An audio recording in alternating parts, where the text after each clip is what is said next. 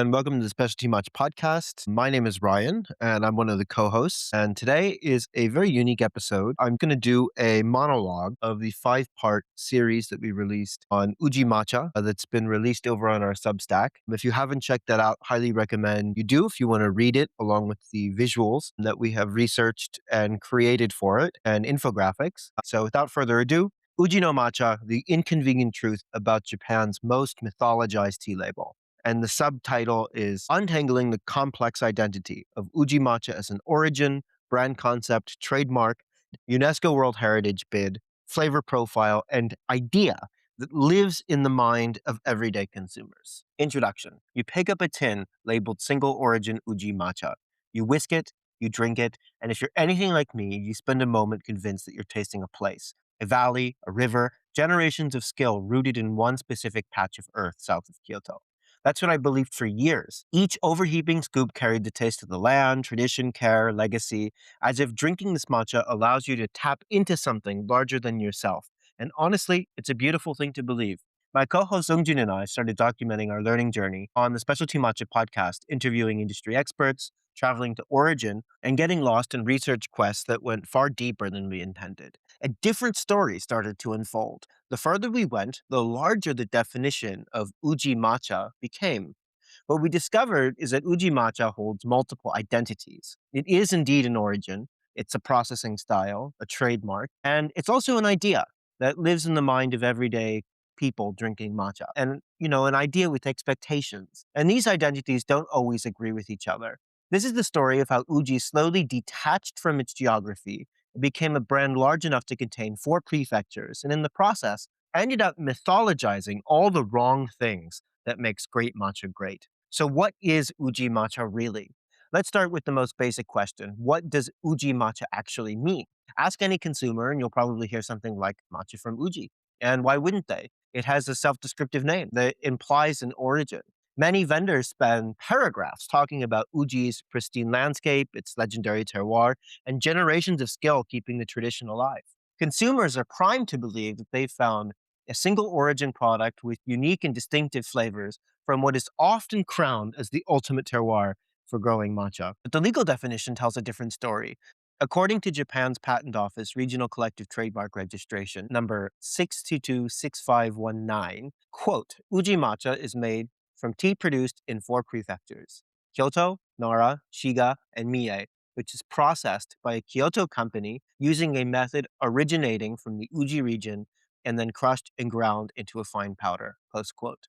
Nowhere in that definition does it say the tea must be grown in Uji. By definition, you can have 100% Mie leaves processed anywhere in Kyoto prefecture using a quote-unquote Uji method and legally sell it as Ujicha. That's not a loophole, it's the design. Uji City itself is incredibly small and a shockingly urban place, heralded as the cradle of the best matcha production and terroir.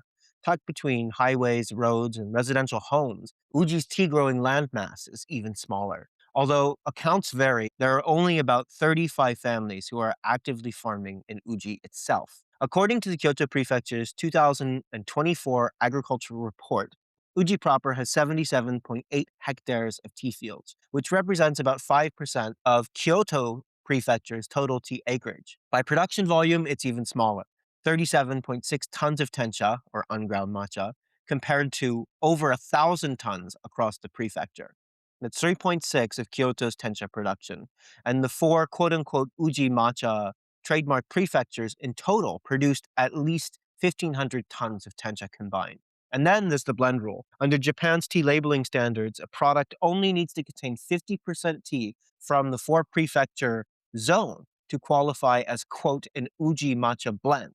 That means that the other half can come from anywhere in Japan. That doesn't just widen the definition, it doubles the theoretical pool of raw material eligible to carry the, quote, Uji name to around 3,000 tons. Now, that's just the ceiling, not actual production, but it gives you a sense of how far the label stretches beyond anything resembling a single origin product. True single origin Uji matcha from Uji grown tencha represents about 1 to 2% by volume of what can legally be labeled and sold as Uji matcha or an Uji Matcha Blend. In reality, it's probably far less, as most Uji matcha farmers sell the majority of their tencha to wholesalers, which gets blended with tea from other regions. The fraction that remains truly single origin is probably less than 1% of Uji matcha sold. Was it ever single origin? The answer is yes, but not for romantic reasons.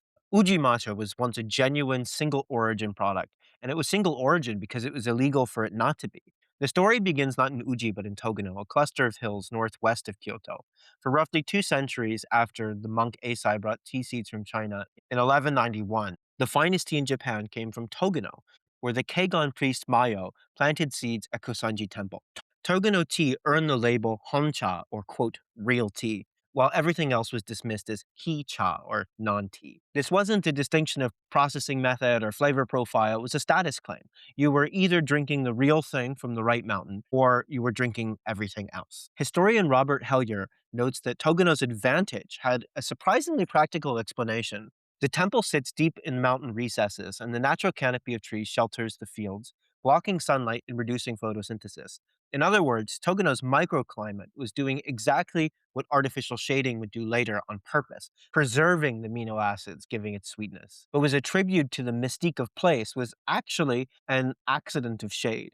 And it was this technique, the deliberate use of shading, that Uji farmers would learn to replicate and perfect. At first by accident by putting canopies over fields in spring to prevent frost from forming on new buds, and then with great intention. By the 15th century, Uji had replaced Togano as the premier tea region. How it did so tells you everything about what Uji has always really meant. The third Ashikaga shogun, and the most powerful man in Japan at the time, Yoshimitsu, from 1358 to 1408, and the constructor of Kinkakuji Temple, or the Golden Pavilion in Kyoto, is said to have ordered his commanders to open several tea gardens along the banks of the Uji River, and to curb overproduction, granted the tea masters various privileges in exchange for a ban on outside sales. This wasn't organic market success. It was state-directed agricultural development. The Uji brand, as economist Teramoto Yasuhide writes plainly, quote, that the Uji brand was created in the Muromachi era and developed constantly under the protection of government officials. That protection became explicit under Japan's unifiers. Toyotomi Hideyoshi ordered a vermilion seal prohibiting anyone outside of Uji from selling their tea under the Uji name. Louise Court, the Smithsonian ceramics curator, put it memorably that Hideyoshi conquered Kyoto with tea just as surely as Nobunaga did with fire and sword. For the unifiers, tea was not just a beverage, it was a political instrument. Nobunaga granted the right to hold formal tea ceremonies as reward for military service. Both men used tea masters as diplomatic envoys and political brokers. Under the Tokugawa shogunate, the political protection was formalized into the Ochashi-san Nakanoma, a system of three hierarchical guilds of tea masters who held the state-enforced monopoly. Documents from Uji City Historical Museum preserve the complete roster. Two heads, both from the Kanbayashi family, a name who still carries weight today in Uji with more than one Kanbayashi brand competing for that legacy. 11 Gomotsu rank masters, 10 Gobukuro rank, and 11 Gotsu rank. The Kanbayashi family simultaneously held the position of Uji Daikon, or magistrate, leveraging political authority with production control. These families enjoyed special privileges like tax incentives, the right to carry swords, and a direct supply chain to the shogun himself. The guild restrictions governed shaded cultivation, or the technique that defines matcha. Other regions could grow tea, and many did, but producing shade-grown tencha under the authority of the system was reserved for Uji.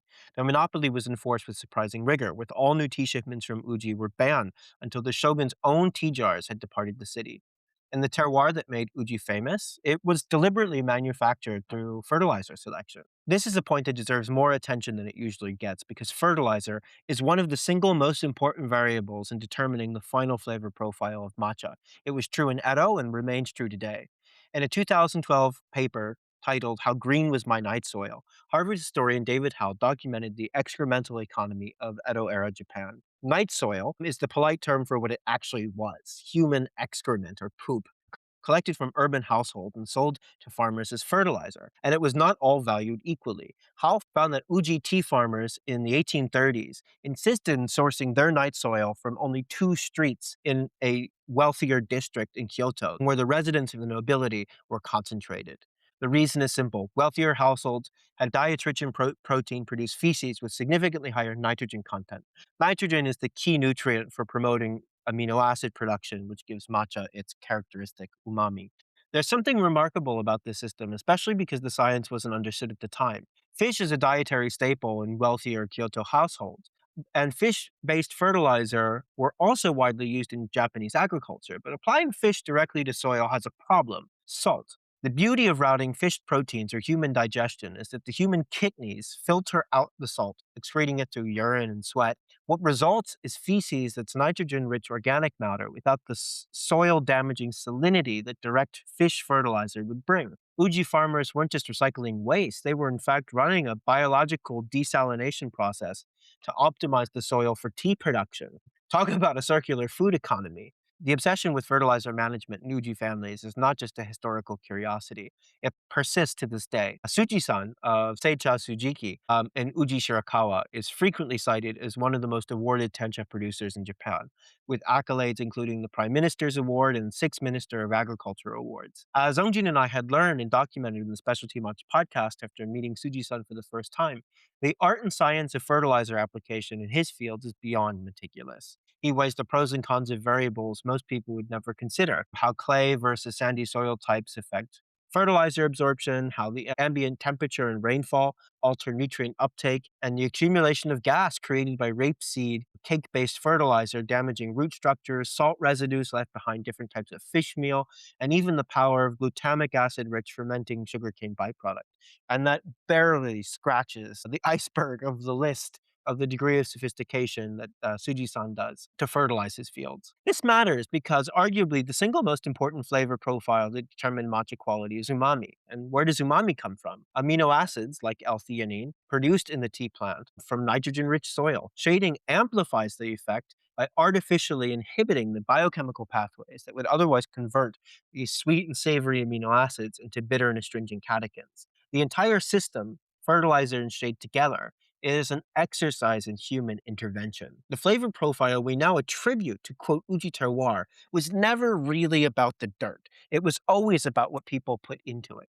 The supply chain was no casual affair either. Over 2 centuries, from 1632 to 1866, the Ochatsu Bodoshu, a procession with samurai guards, carried Uji tencha, or unground matcha, from Kyoto to the Tokugawa court in Edo, or modern-day Tokyo. It held the authority equivalent to the highest aristocratic and religious institutions, second only to the imperial family itself. Even the lords of the Tokugawa Gosanke, the 3 most privileged branch families of the shogunate, were required to exit their palanquins and have their vassals dismount whenever the tea-jars pass. The roads along the route were repaired in advance, funerals, farming, and even flying kites were banned. In 1867, the final year of the shogunate, tea was sent from Uji to Edo, but for the first time without the procession. The Tokugawa government was in its death throes. Shogun Yoshinobu would resign that November. The ritual that had projected the state's authority through tea for over 2 centuries simply had no state left to project it. By 1868, the Meiji Restoration dissolved the feudal system entirely, and the Ochatsubo Doshu passed into history. So what happened? What happened next was near extinction, followed by reinvention. The Meiji Restoration from 1868 dissolved the feudal system and the guild protections that came with it. Many tea companies went bankrupt without their direct benefactors. The clientele for matcha vanished overnight. The shogun, the daimyo, the imperial court nobles, who had sustained this trade for centuries. Matcha production, which had never exceeded more than about 40 tons annually under the guild system, collapsed to just 4 tons in 1872. But the collapse wasn't total. By 1884, tea production had recovered to 48 tons, and the reason tells a familiar story. The Meiji era produced a class of wealthy industrialists, and with it came modern cultural devotees that turned to tea ceremony for the same reason that Hideyoshi had, to legitimize their power. Men like Matsuda Takeshi, president of Matsu & Co., and later known by the tea name Dono, became some of the most influential patrons of Chanayu. As sociologist Christian Surak argues in Making Tea, Making Japan, a fantastic book, by the way, tea developed in tandem with the shifting contours of power politics. The industrial magnates of Meiji Japan took up tea ceremony, much as the warlords before them, as a vehicle for cultural legitimacy, and in doing so, keeping matcha alive. But the far more consequential shift wasn't at the top of society, it was in the schools. Prior to Meiji, women held relatively marginal roles in tea ceremony. The official Urasenke approved narrative is that women had no participation until Genkenzai, the 11th generation Iamoto, or hereditary grandmaster of Urasenke, quote, liberated women, allowing them to study tea. However, as tea scholar Rebecca Corbett argues in Cultivating Femininity, Women in Tea Culture in Edo and Meiji Japan, the reality of women's tea participation in Chanayu was far more complex, both before Meiji, and that the orthodox narrative reinforces patriarchal assumptions by retrospectively bestowing credit onto a, quote, great man of Chanayu history. Regardless of this historiography, what happened next was transformative for matcha. The Urasenke school, through a stroke of strategic genius, worked in lockstep with the Meiji state to incorporate tea ceremony in the curricula of girls' schools. Tea would teach young women manners, the related Japanese arts that touched Chanayu, and would serve as bridal training. This was part of a larger campaign called, quote, Good Wives and Wise Mothers, a name that perhaps hasn't aged well, whose goal was to cultivate a distinctly Japanese generation amid the rapidly globalizing world of the late 19th and early 20th centuries. Tea ceremony, and by extension matcha consumption, would teach this generation about their own culture. And there is perhaps no living art more richly and specifically Japanese than Chanayu, as it touches and supports a web of other crafts and industries, from ceramics, incense, lacquerware, kaiseki cuisine, flower arrangement, garden design, architecture, ironwork, textiles, bamboo carving, and so many others. The idea was that young Japanese girls would be trained in these traditional arts, enculturating them in their own heritage and equipping them to pass it on to their children. To this day, the vast majority of tea ceremony practitioners in Japan are upper to middle class women who learn Chanayu in their youth and return to it after their children left the house. It was this generation of new practitioners that kept Uji Matcha alive through the 20th century. Today, roughly 2 million strong, they remain one of the most important domestic consumer bases for the matcha industry. But even with this institutional support, matcha remained marginal in the broader tea market. From the Meiji Restoration through the 1980s, there was significantly more gokuro produced than matcha. Even in 1980, matcha amounted to under 400 tons out of Japan's 100,000-ton tea output. For nearly the entire modern era, the product that now drives the global export boom was a rounding error. Meanwhile, the tea industry moved on. Japan's Meiji export boom was primarily driven by sencha and bancha, not matcha. A 1954 geographic study by Yukita Noriyoshi documented what had been happening for decades. Production was physically shifting away from Uji proper to surrounding mountainous areas, where Uji City remained positioned as its commercial and blending center. The pattern that defines Uji Matcha today, where tea grown elsewhere is produced and sold under the Uji name, was already established by mid-century. What changed the calculus was mechanization. In 1912, the first electrically operated matcha stone mills, or ishiyusus, were invented. But the real breakthrough came in the 1920s, when Hori Chojiro of the Hori Shishimein Tea House completed the Hori-style tencha dryer after years of painstaking effort. Before this innovation, tencha processing required artisanal hand-drying skills guarded within Uji families. It was a hand-processed product. A Hori's machine used a combination of radiant and convection heat to produce uniform, high-quality tencha in a fraction of the time. And he didn't monopolize it. He taught the technique freely to other producers. Most tencha processing machines in Japan today trace their roots back to the Hori-style kiln. The Hori kiln made geographic dispersal possible for the first time, but for 50 years, almost no one needed it to. All of Kyoto's tencha was still hand-picked, the market was limited to tea ceremony, and the old production zone had more than enough capacity. A fourth-generation Uji matcha wholesaler, whose family had been in the tea trade since the Edo period, documented the production landscape of the era. In 1975, 2 years after he took over his family business, Uji produced about 54 tons of tencha. Joyo, a nearby town, produced 24 tons of tencha. Yawata produced 17, and Wazuka, a mountainous town that today produces roughly 41% of Kyoto's tencha, produced nothing at all. And then came the ice cream. In 1996, Haagen-Dazs launched green tea ice cream in Japan. It outsold vanilla 2-1. That Uji wholesaler, who was at the Kyoto tea auctions that spring, watched the market transform in real time. A single buyer acting on a massive Haagen-Dazs order bid 2,000 to 3,000 yen above the going rate for every lot, pushing prices to 150% the previous year. Tencha that sold for 5,000 yen per kilo was suddenly going for 7 or 8,000. The industry still calls it the Hagenschach. Wazuka's tencha kilns went from 1 in 1989 to 4 by 1996, and by 2015 to 34. An entire town's matcha industry was built in a single generation, driven not by centuries of terroir, but by consumer demand for matcha-flavored ice cream. Kawabura himself identifies one of the key reasons why Wazuka succeeded. And he wrote, quote, "It can be sold as Uji Matcha," post quote. Wazuka didn't unlock some dormant potential in its hillsides. It retooled when the market made it profitable and the Uji label made it possible. But didn't other regions always supply Uji? And that's the standard defense, and it's worth taking seriously. Advocates of the broader Uji Matcha definition argue that the surrounding towns that have supplied Uji blend houses for centuries. They point to Wazuka, Uji Terroir, Joyo, Kyotanabe as integral parts of the Uji tea ecosystem. And they're right for sencha. But for matcha, a shaded tencha was a state-enforced Uji monopoly through the Edo period, and the towns now folded into the Uji Matcha definition built their tencha industries mostly in the 20th century, not over centuries. For example, Wazuka produces around 40% of Kyoto's tencha, produced none in 1975.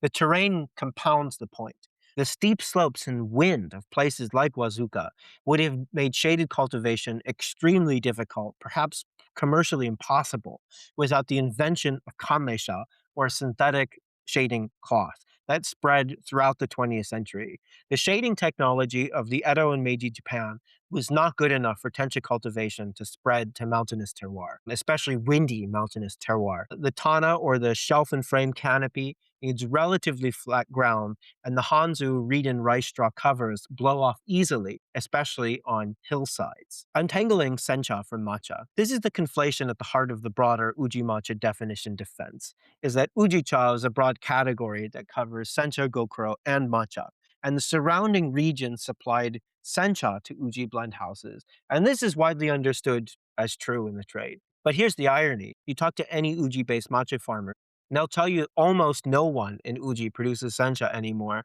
and they never really did. According to Kyoto Prefecture's own 2024 production survey, Uji City produced just 2.1 tons of sencha, which is less than 1% of the prefecture's 250-ton sencha output. And this is just Kyoto Prefecture. Uji is a tencha town, but tencha, the raw material for matcha, had a completely separate supply chain governed by the guild monopoly historically. The most striking proof comes from Uji Terroir itself. Nagatani Soen, the father of sencha, spent 15 years developing the steam leaf process, which he completed in 1738, specifically because, as local history notes, he was, quote, troubled by the restriction on the use of the canopy shading method, or in shading in general. This process technique is often referred to as the, quote, Uji method, which gets conflated with matcha all the time, but is referring to the invention of sencha processing, not matcha. Uji Terroir's entire tea identity exists because it was banned from making tencha when shaded cultivation was a government-controlled monopoly, exclusively within the boundaries of Uji itself. The town that many cite as proof of the Uji tea region's deep matcha roots actually proves the opposite. Its famous contribution to Japanese tea was born out of historical exclusion from the matcha supply chain. Even the institutions now promoting the unified Uji tea narrative acknowledge this if you read it carefully. In the research materials for the Uji tea as a cultural landscape, UNESCO World Heritage application state that Uji tea masters utilize processing and blending techniques to produce diverse and high-quality tea, firmly establishing the Uji name. Processing and blending, not terroir, not geography. The committee building the case for World Heritage status is admitting in its own research notes that the brand was built on the craft and skill of blending, not the unique properties of that specific land. And the World Heritage bid itself tells a geographic story that contradicts the label. The proposal covers 8 municipalities across the entire Yamashiro region, like Wazuka and Uji Terroir, areas that had nothing to do with matcha production until very recently. And the bid attempts to construct a unified cultural narrative around, quote, Uji tea as a broad category. And for sencha, historical and geographic connections across these municipalities are defensible. But for the product that drives the brand's global fame, matcha, that unity doesn't hold. The matcha story doesn't expand to most of these places until the 20th century. The UNESCO proposal, in effect, borrows the geographic breadth of sencha's history and drapes it over a product whose supply chain was historically confined to Uji itself. Not to mention that this bid draws a boundary that the Uji Matcha trademark completely ignores by allowing tea from outside the Yamashiro region in Kyoto Prefecture, like, for example, Fukuchiyama, as well as three entirely separate prefectures, Nara, Shiga, and Mie. The beef scandal and the label. The timing of the label expansion and registered trademark in 2004, as discussed in the beginning, isn't a coincidence. In January 2002, Snowbrown Foods was caught relabeling 30 tons of Australian beef as domestic Japanese beef. Consumer trust was shaken across the food industry. Japan responded with a food safety basic law, and industry scrambled to formalize the regional labeling before someone formalized it for them. In 2003, the tea industry introduced an experimental framework.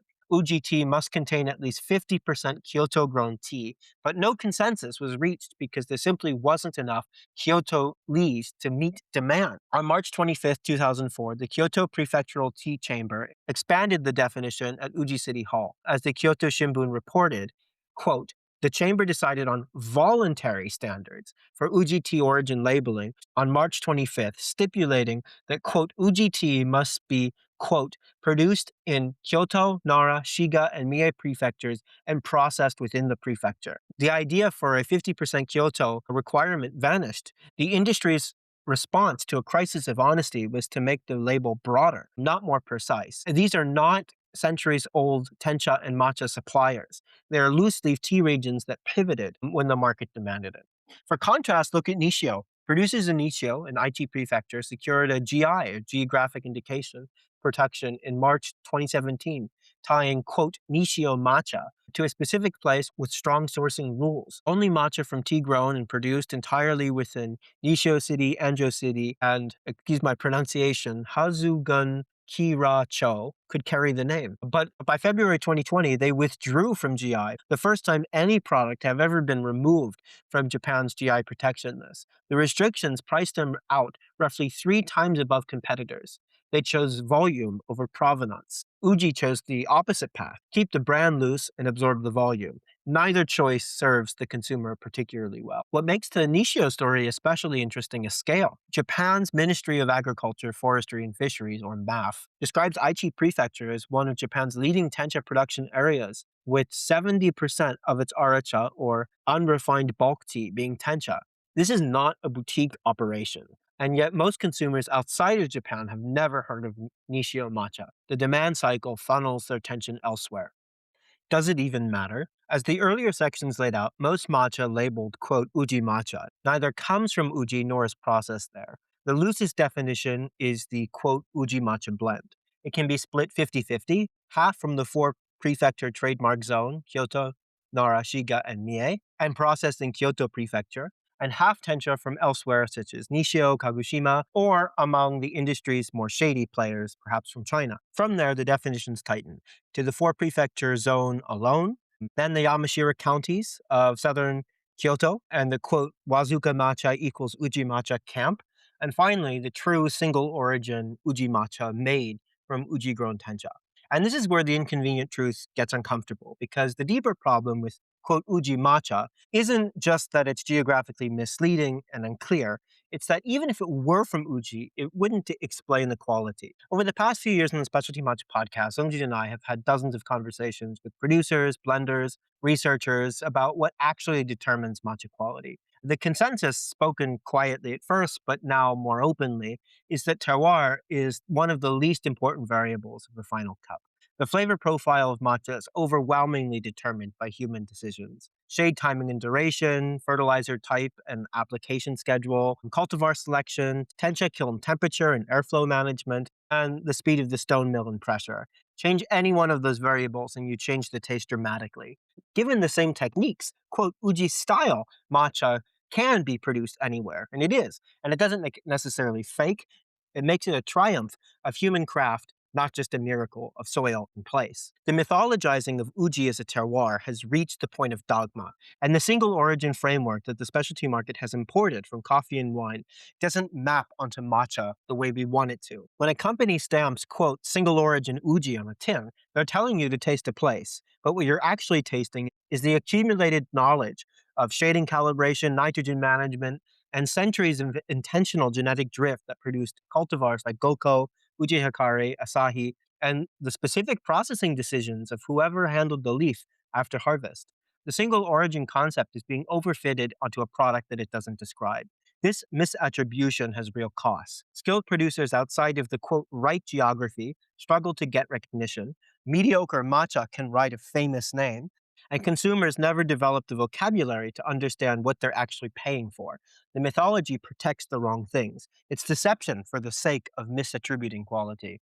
The demand problem. Here's what the mythologizing of, quote, Uji Matcha actually produces, a demand problem that is rapidly turning into a supply crisis. National tencha production has surged 2.7 times in the past decade to over 5,000 tons. Green tea exports hit a record 72,000 yen, with 84% of it being powdered tea. Powdered tea accounts for 85% of US green tea exports by volume, and tencha commands a price premium nearly 3 times that of sencha. Everyone wants in. Kagoshima has quietly surpassed Shizuoka as Japan's largest tea producer by volume for the first time in history. But Kyoto cannot meet this demand, let alone Uji. Between 2000 and 2020, its tea farming households dropped from 1,300 to just under 500. Only 21.4% of Kyoto's tea acreage uses riding-style harvest machines, compared to 87.5% in Shizuoka. Most Kyoto tea is still machine harvested, but with handheld portable cutters operated by workers on foot, not the ride-on style harvesters that enable the volume production of flatter regions. And 85% of Kyoto's gardens sit on mountainous terrain where these ride-on machines simply cannot go. The infrastructure behind actual Uji matcha from Uji-grown tencha is a handful of aging farmers handpicking these for an industry that now measures demand in the thousands of tons. Ask any new matcha consumer what they want, and you're very likely to hear, I want matcha from Uji, Japan. I hear that's what's best, and who can blame them? That's what every blog, every vendor, every educational article has told them. The mythologizing creates the demand, which creates more content reinforcing the myth, which creates more demand. It's a self-reinforcing cycle. In fact, nearly every can of, quote, Uji matcha sold in Europe as a single origin product are entirely fake if you believe in the intended spirit of a, quote, single origin. All but a handful of Uji tencha producers practice conventional Japanese farming methods, which results in matcha that exceeds the EU's pesticide residue requirements. And the people it crowds out are the ones doing some of the most interesting work in matcha right now. In Nagasaki, producers are experimenting with machines that simultaneously steam and pan-fry tencha. In Wazuka, 100-year-old Zairai seed-propagated field produce a tea with a genetic diversity that a cultivar can never replicate. In Uji Terroir, growers are planting tenmyo, a new cultivar with its own emerging identity. In Toyota Aichi, some innovators are intentionally withering their tencha, producing a fragrance closer to a baozhong, or a lightly oxidized northern Taiwanese tea style, than anything you'd expect from a Japanese matcha. These stories don't fit on a label that just says Uji. And most consumers will never hear them because there's no space left in the consumer's mind for the regions doing the most creative work. It's easier just to sell Uji than to educate someone about a place they've never heard of. The incentive model feeds on itself. Vendors label things Uji because that's what moves. Education materials reinforce the myth because that's what people search for. And the regions that could diversify the market and build resilience into the supply chain remain invisible. The call to action for specialty vendors is twofold. First, stop mislabeling Uji matcha as a single origin product unless it is actually made from Uji-grown tencha. Almost all the, quote, single origin Uji matcha sold today is unknowingly fake. Second, we should start highlighting other places, not for the sake of terroir necessarily, because we've established that terroir is the wrong framework for matcha, but for the sake of what we might call secondary terroir, the human part. The processing knowledge, the emerging processing styles, and the specific decisions that producers in other regions are making to develop their own identities. We're starting to see this emerge. Kagoshima producers are bringing different cultivar preferences, like Seimei, a cultivar specifically bred for the region. Nishio operations scaling with precision, and Mie's relatively new tencha infrastructure. These are the stories that move the market forward and give consumers a more sophisticated set of preferences that break the cycle of everyone just wanting, quote, Uji matcha without knowing what that really means. The way past the demand problem is through it. More names, more regions, more stories about how the matcha was made and who made it rather than where. Uji-no-Matcha. The best brands are dropping the generic term, quote, Uji Matcha at a rate as fast as they're dropping ceremonial grade. The ones that actually source from Uji drop the generic, quote, Uji name in favor of subregion, cultivar, and farmer, Shirakawa, Gokasho, Uji City. These names tell smaller, truer stories. And as a 200-year-old Kyoto tea shop made clear in a 2013 notice to customers about concerns over origin and sourcing, even within the system, there's a hierarchy of, quote, Uji-ness that acknowledges what everyone in the industry already understands. Not all, quote, Uji Matcha trademark supply regions are created equal, and the label says very little about what's in the tin. To be clear, this is not an argument against blending. The traditional Uji blend houses represent centuries of accumulated skill, the art of blending tencha from multiple sources into a consistent, balanced product that is a legitimately and deeply respected craft. When a 10th generation blender in Kyoto combines leaves from Wazuka, Joyo, and Townsend Mie into a blend that tastes the way their family's customers expect, that is skill. And for most customers, what they think of as, quote, Uji matcha is, in fact, one of these blends. The problem is not blending. The problem is calling a blend a single origin product or labeled as coming from, quote, Uji Kyoto, Japan, in a way that implies a single origin when it is not. That's an erasure of transparency. Every time a tin carries that implication, a set of interesting human stories disappears. The farmer in Wazuka, who makes their own organic fertilizer, producers in Joyo, who have been recently granted permission to grow the highly coveted and still protected Norino cultivar, the farmer experimenting with seed propagating from known cultivars, hoping the genetically diverse offspring has similar taste characteristics with the power of a taproot structure no cultivar could ever have. Their contributions vanish under a single geographic label and a claim of provenance that doesn't hold up to scrutiny. If you want to drink tea from a blend house, that's a perfectly good choice. But know that what you're drinking is an Uji-style matcha blend, not a single origin product. The industry owes consumers that distinction. There's an irony buried in the history here. Wabi-cha, the austere style of tea ceremony that emphasizes simplicity and restraint over material display, traces a lineage from Murata Shuko through Senyoriku. It's the tradition Uji claims as its spiritual heritage, and it's built on a rejection of material fetishism. In the Nambaroku, Rikyo is recorded saying, quote, to be concerned with the quality of the dwelling in which you serve tea, or the flavor of the food with it, is to emphasize the mundane. It is enough if the dwelling one uses does not leak water, and the food served suffices to stave off hunger. Rikyu is talking about the physical trappings of the tea room, not the tea itself. But the principle underneath, that fixating on the material prestige of the vessel rather than the spirit of the practice misses the point and maps uncomfortably well onto a market that fetishizes a place name while ignoring the hands that actually shape the product. Uji-no-Matcha. In Japanese, it reads naturally, the matcha of Uji.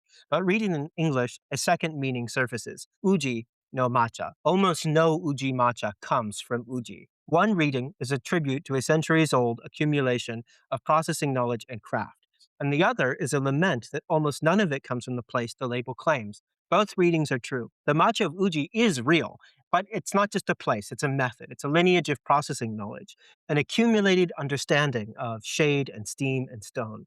That heritage travels. It traveled when the Hori kiln left Uji. It traveled when Mazuka farmers retooled. It traveled when Kagoshima farmers went to Uji to learn directly from Uji matcha producers and then brought those techniques home.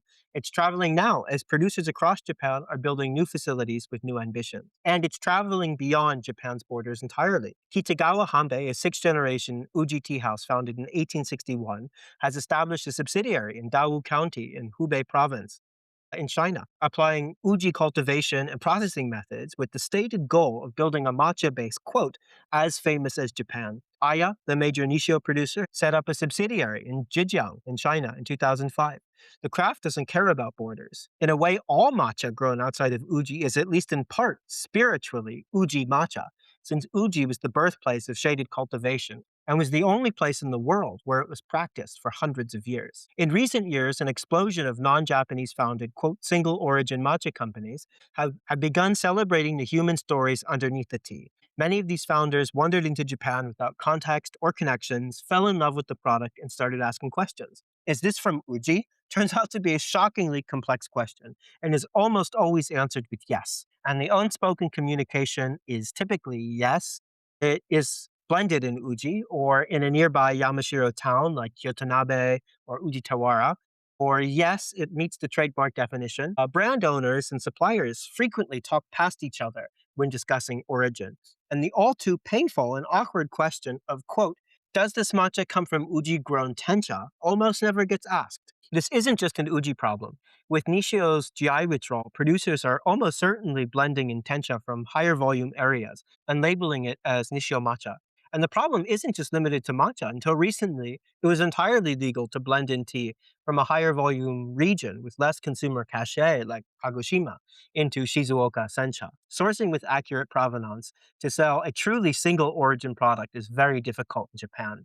We've even seen major Nishio-based producers set up new factories in Yamashiro counties in Kyoto prefecture, stating, quote, as long as we deal in Kyoto matcha, we should manufacture it for ourselves locally in Kyoto to deliver higher quality and fresher matcha to consumers. The source is not disclosed, but it's directly quoted from their own marketing materials. Quote, fresher matcha sounds admirable until you realize that Nishio is a 2-hour drive from Kyoto. And this is how new Uji Matcha gets born. It's not from Uji-based matcha farmers reviving an abandoned tea plot, or from innovations increasing yield, or from people planting new gardens. It's the full utilization of the loophole so generously carved out by the, quote, processed in Kyoto, Uji Matcha trademark definition. So many players are literally manufacturing an origin under these rules. Even in Japan, most consumers believe that Uji Matcha comes from Uji. Nothing will change unless consumers start to demand more transparency because everyone in the, quote, Uji Matcha system has every incentive to keep it going. And it will probably take another scandal for MAF or the Kyoto Tea Cooperative Association, who are the owners of the Uji Matcha trademark, and other regulatory bodies to wake up and build enough consensus to make a more meaningful and honest change in policy. We've even learned through a primary source that even some of the most respected Uji-based matcha blend houses that we've all heard of, who claim to be sourcing from the Four-prefecture trademark zone of Kyoto, Nara, Shiga, and Mie, have started reaching out elsewhere for their sourcing. Even the most generous interpretation of single origin by recognizing the trademark zone is being eroded. Unless you go to the source and talk to the farmers who are selling the tea to these blend houses, you would never know. Many new matcha founders, without intending to, applied a single origin frameworks imported from specialty coffee and wine, and in doing so became part of the problem this series describes, creating more demand for the name Uji rather than from the farmers and the processing choices and the regions who actually determine what ends up in the cup. And the best of them are adapting. The weight of the name Uji flattens everything underneath it. 1,000 human stories about craft, tradition, innovation, and a place get compressed into 2 syllables on a label. Every time a consumer asks for, quote, Uji without knowing what they mean, a producer in another region loses a chance to tell their story. Every time a vendor stamps, quote, Uji on a tin without asking where the leaves actually come from, the feedback loop tightens. Creating demand for new regions takes work, and frankly, it's much easier to receive a price list from a Japanese supplier offering, quote, Uji matcha, and just not ask questions. To tell a more honest story requires effort, and at the very least awareness. After talking to dozens of matcha brand founders over the past few years, I'm still shocked at how little awareness there is about the true provenance of most Uji matcha that they're marketing and selling. Getting to the truth can require going against the grain, a practice which is enormously difficult in Japan, where the social cost of challenging an established narrative is high. The people doing the most interesting work in matcha are paying that cost, and they deserve to be heard. One of the definitions of a commodity is that its components can be seamlessly swapped for one another. That's the status quo of Uji matcha.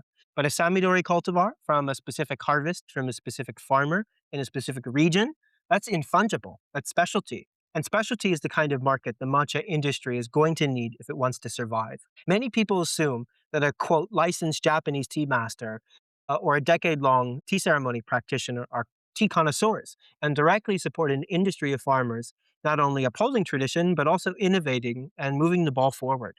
That couldn't be further from the truth. Talk to 99% of people that study tea ceremony, and they know less about the product than a matcha influencer on TikTok buying a can of Rocky's matcha, single origin Ogumidori, and comparing it to the same cultivar but from a different prefecture. Until very recently, most tea ceremony practitioners didn't even know what a cultivar was. Tea ceremony practitioners, ironically, go to great efforts to understand the history, craftsmanship, and artistry of calligraphy, tea bowls, and of course, their prized tea scoops. But when it comes to matcha, they typically stop at the poetic name, whether it's suitable for usacha or koicha, and the endorsement of the Iamoto from their school. They need to be told what is high quality by the brand or Iamoto.